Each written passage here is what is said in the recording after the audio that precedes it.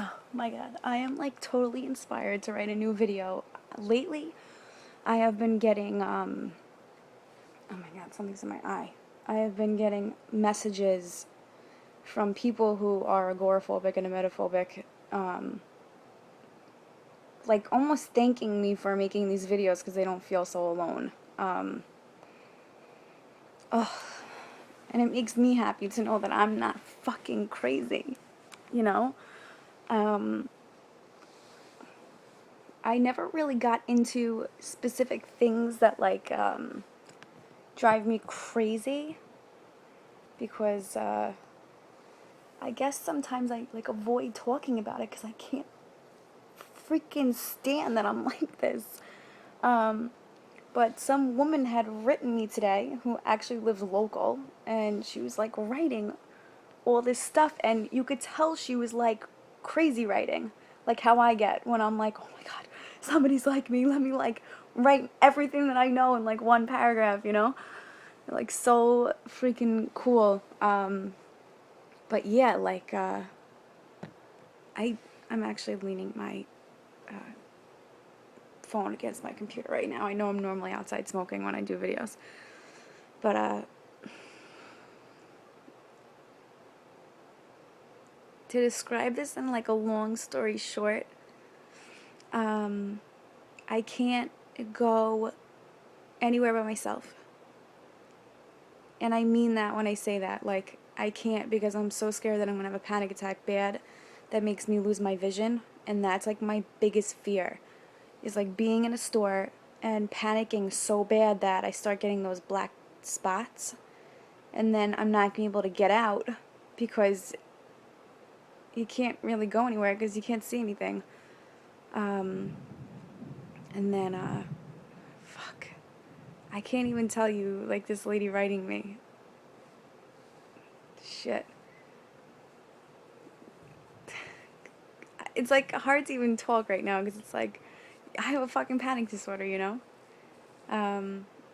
Some of you who write me are at worse points that I am right now. I mean, if you talked to me last summer, oh my god, agoraphobic, like, times 1,000. But she was, like, saying how, like, you know, she was scared to shower. Like, oh my god, I have fucking been there. Have I been there, like, terrified to go in the shower? Because I would panic. So I would literally have my mom sit in the bathroom with me and I would speed shower. And when I say speed shower, like, I mean it. Because I can't not shower because of my OCD. And then I'd be in the shower and be like, feel like I can't breathe and my heart's fucking pounding. And then, like, I would get out of the shower and then hate myself for not being able to stay in the shower. Because, like, that's what most people in the world do to relax. But to me, it's like, no, get me the fuck out of here. And, like, another fear is, like, to have, like, shampoo or conditioner in my hair and I'm fucking stuck in the, I have to jump out of the shower. Which it's happened. Of course it's happened. Like, and when I get my nails done, was another point she brought up. First of all, I can't go by myself. Good for you for being able to even go by yourself, whether it's a speedy situation or not. I cannot go by myself, and it is the most nerve-wracking thing in the world to me. I remember, like, before I was this bad, how I used to sit there and be like, oh, yes, like, this is amazing, like, how relaxing to go get a pedicure and get my feet massaged, and I'm just like, go as fast as you can. Like, don't worry about the massage. Like, I don't want any fucking foot scrub. Like, and then it's so funny how, like, she'll get done with one foot, and then when she's on the second foot, I start relaxing. I'm like, oh, okay. And then I get mad at myself for not being able to, like, sit there and be relaxed during a relaxation therapy type thing. And getting my nails done is so much, I don't know which one's worse for me. Because, like, she's up to, like, finger number 2. And I'm like, oh my fucking god. What I do, actually, is when they're doing my nails, I count down my fingers. So when she's done with this one, I'll be like, okay, 9 fingers left, 9 fingers left. 8 fingers left, 8 fingers, 7 fingers, 6 fingers. Okay, 5 fingers. You're halfway done, Danielle. You're halfway done. And then do this one. And then when they have to do the second coat, I'm like, oh my god. 10 fingers left, 10 fingers left. You could do this, you could do this, you could do this. And then when I leave, I'm like, oh, I fucking love getting my nails done. And I'm like, I did it. And I always have to carry vitamin water or Yoo-hoo or like anything with sugar on me because I'm convinced I'm going to get those black dots if I don't have sugar, or my chances are higher. God, the eating process when you have panic attacks is god awful. Awful. This is why I'm 95 pounds. I was 112 pounds before my phobia started, dropped down to 86 pounds, and now I'm up to 95. Awful. So trust me, I know about the food thing. And I always was like, oh my god, I'm losing weight, I'm so happy, because like I always wanted to be like so stick thin, I looked anorexic. And then now that I have the phobia of fainting, I have to make sure that I'm eating all the time. Or like eating something. So like Nutter Brothers, I actually have a box of them somewhere. Or like granola bars or anything, like I have to carry them around with me because that's like, whew, if I don't have that, pretzels, like things that I can eat that I know won't make me get food poisoning. What else? I don't even think that most phobic people or agoraphobic people or panic ridden people realize that like when we do go out, how we rush people or how we manipulate them. It's like you obviously have your safe places that you used to go to all the time before this all started. So just say like I don't know, Asian Moon is a restaurant around here that I've gone to numerous times. I'm okay there, whatever. And it's a sushi place. So all my friends are like, oh, let's go here. And I'm like, no, you have to come to Asian Moon. It's the best place ever because I know that my chances are less likely of panicking at Asian Moon than it would be at their new place. I don't eat at new places since my phobia started. I will not. If I haven't eaten there before my phobia, I won't eat there after. Because now I'm like, oh my god, I don't know them. And then I look them up and I'm like, are they Zagat rated? Did anybody get food poisoning there before? Like, the whole fucking nine, like, whew, right through my head. And then, like, when I go food shopping with people and I'm trying not to let them know that, like, I'm freaking out, I'm like, oh, like, we don't really need anything else. We don't need anything else because I want to get out of the fucking store that fast all the time. Whew. Oh, my God.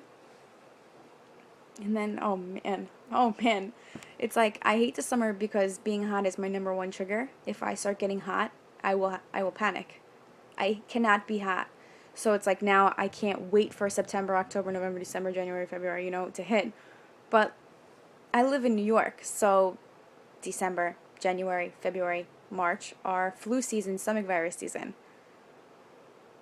Oh man, those are like my worst months, but my best months because it's freezing out. And it's like I premeditate. Like if I was to ever throw up, it would have to be like ice cold out with snow on the ground, and I would have to bury my head in the snow after I was done. And I don't know, Danielle, you could never throw up. You would kill yourself if you ever threw up. And it's like, yeah, you would definitely kill yourself. And then I have to say, God would never let you throw up because He could just never do that to you. And oh my god. And then my hands are bleeding in the winter because I cannot stop washing them and bleaching them. I Clorox my hands in the winter. That's how bad my phobia is. Because I'm so scared. I'm like, in the winter, you will never see me touch my face or at all. Because germs going through your eyes, your nose, and your mouth. Never, ever, ever. I'm trying to think of like what other little things. Oh man, there's just so many. It's disgusting. I don't even know. Oh god. Thank you for writing me. That was like, yes. Oh, I forgot to tell you guys because I haven't made a YouTube video in a while. On my iPhone, they have apps for panic disorders and stuff. And I thought it was like gonna help me. Little did I know that it was making me so much worse because I'm reading all these people's fears and their phobias and, thoughts that they have, which as a panicker, I'm calling us a panicker, that's not even a word, your mind already runs 1,000 miles a minute. So for somebody else to put another thought in my head besides the one that I have makes me crazy.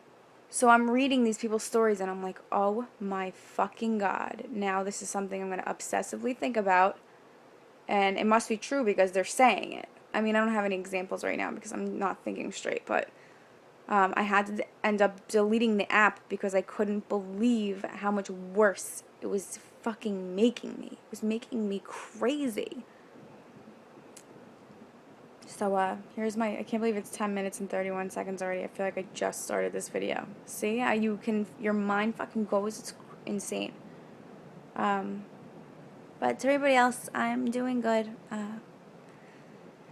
I'm happy as they can be, and I'm working as hard as I can on getting out and going out, and I went to the mall on Sunday. It was very difficult for me.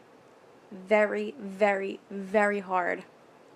Hard is not even the word. I actually ended up sitting on the floor in a few places and just rocking back and forth and being like, it's okay, Danielle, it's okay. The door's right there. You can get out and go to your car if you need to. You can do this, you can do this. And hard to even concentrate on trying to buy yourself something. Fuck that.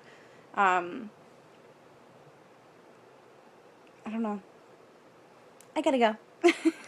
I love you. Good night.